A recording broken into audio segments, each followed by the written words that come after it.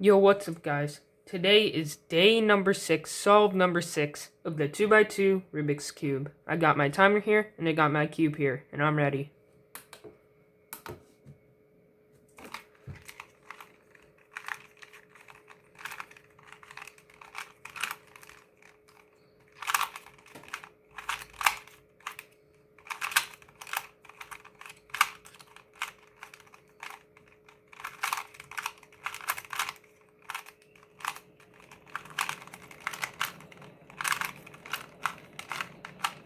There we go, I'm done. My time was 24.152 seconds. I hope you enjoyed today's video, guys. By the way, whoever comments first on this video gets a shout out in next video.